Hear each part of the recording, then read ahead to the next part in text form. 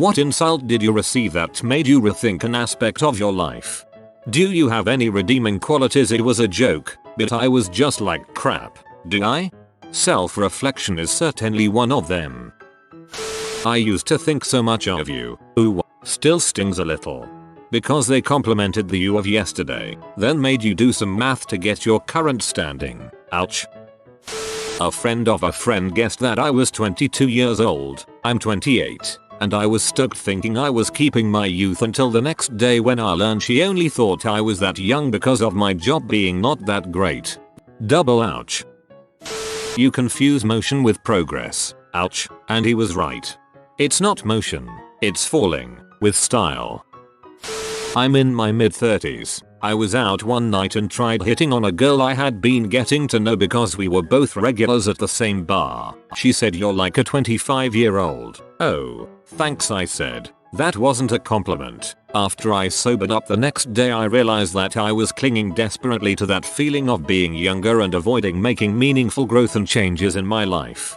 I once had a friend tell me I reminded him of his cousin. We were 17 or 18 years old. I had just done or said something silly funny, so I just thought that his cousin and I had similar humor or whatever. A year or so later I learned that his cousin had been 8 at the time.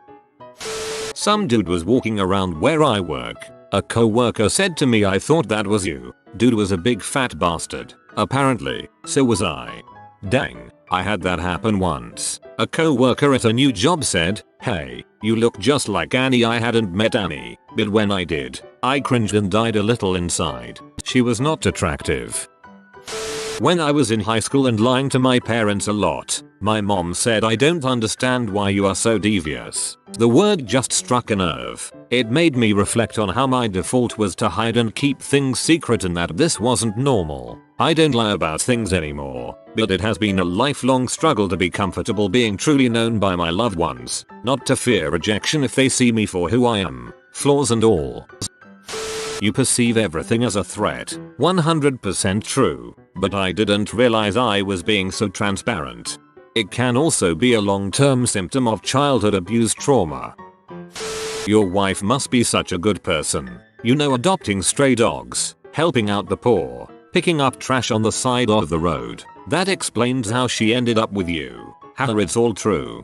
My boss loves to tell this story of how he met this guy who took a look at my boss, then my boss's daughter, then back at my boss and said, "You must have a very beautiful wife." The man that made the comment is a motivational speaker, and from Sweden. I can sparsely imagine a person less likely to make such a comment than a motivational speaker from Sweden.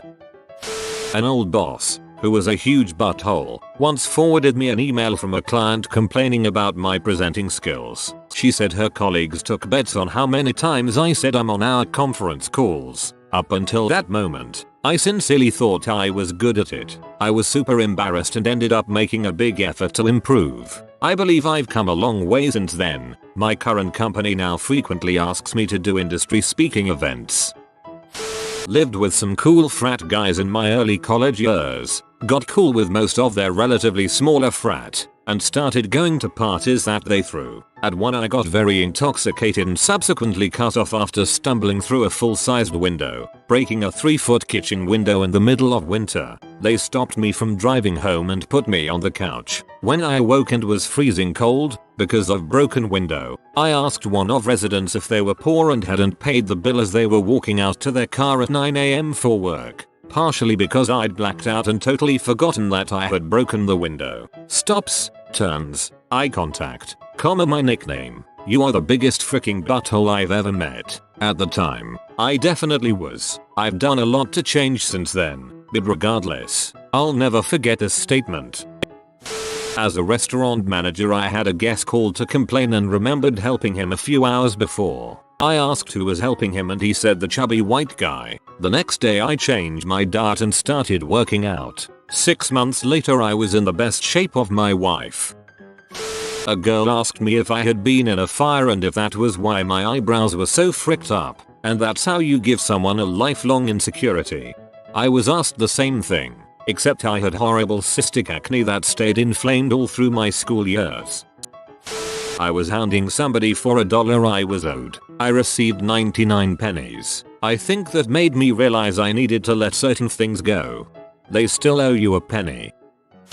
You're a manipulative little cow. It was true. You look kinda like a sickhead. This after months of taking prescription Adderall daily, barely getting sleep, barely eating, smoking weed to help me ignore the side effects. I basically walked outside and broke down crying. Quit the stuff that week. Quit my crappy job a month later. About to graduate college.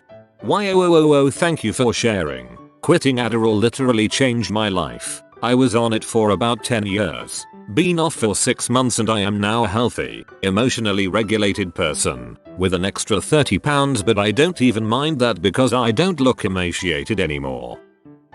A friend mine told me in a good way that my personality sucks. When I was 12 or so, a neighborhood mom said I would probably be pretty when I grew up, then side commented to another mom that the ugly ones usually do. I was so humiliated, I ran home and cried. I thought I was cute, but never again. If I was a boy your age, I wouldn't date you, my mother. Before I got sober, I drunk dialed an ex. She said before hanging up the words that made me get clean. You know you hate your parents for being alcoholics and addicts, but you're exactly freaking like them. Celebrated 11 years sober on the 18th of August this last year.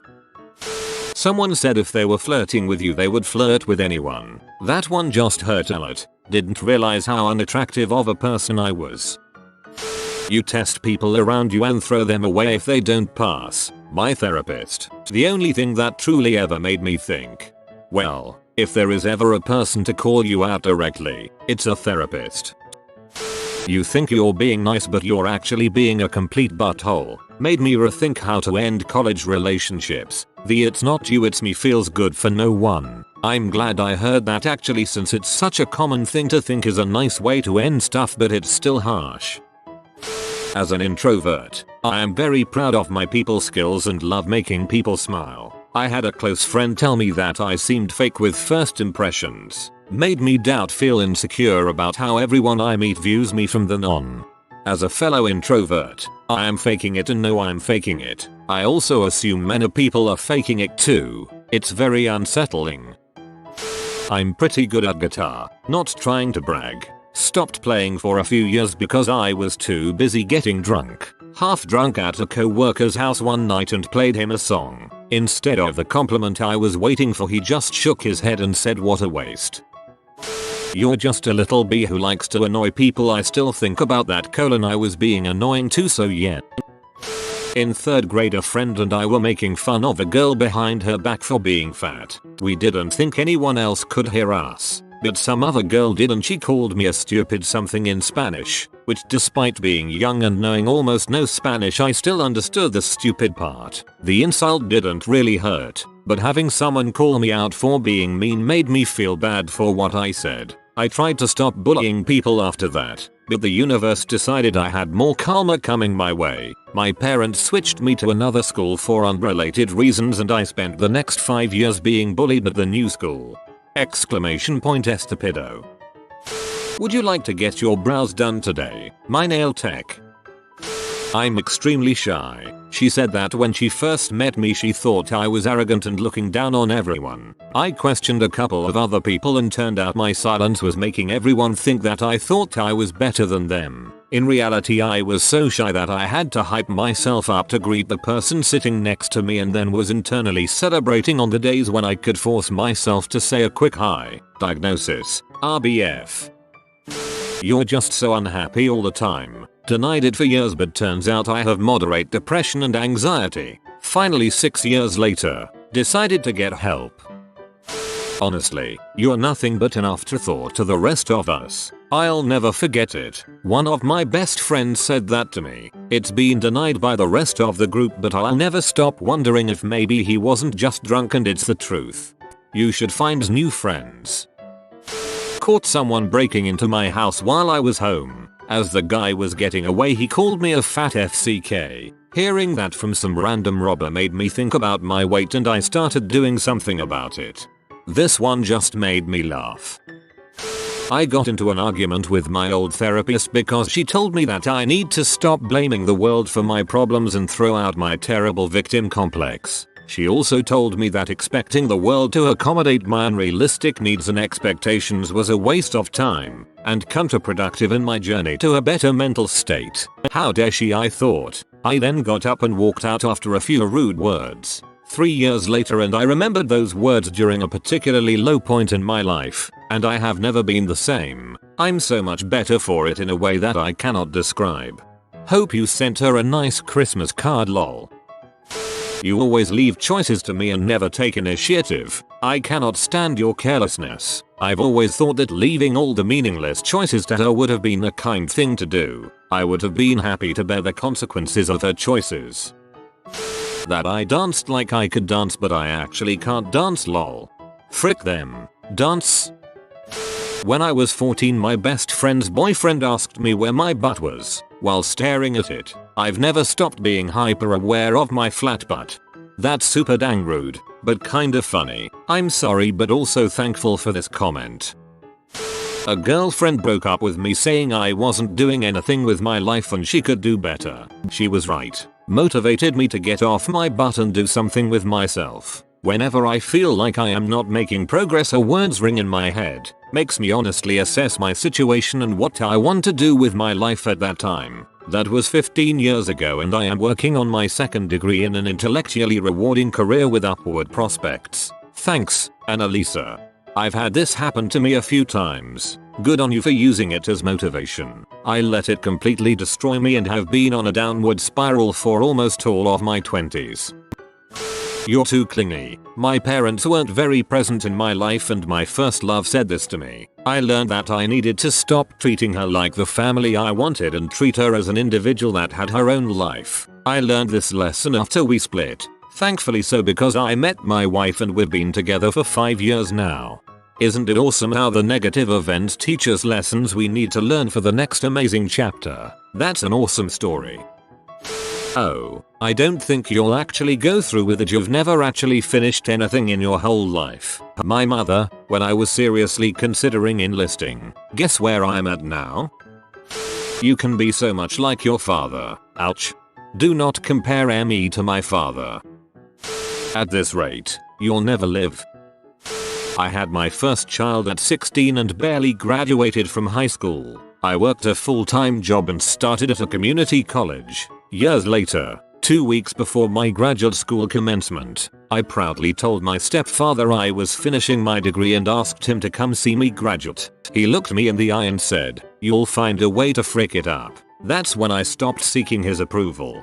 JFC, now that is just brutal and so misplaced. You didn't let your circumstances hinder you from bettering yourself. Goodness gracious.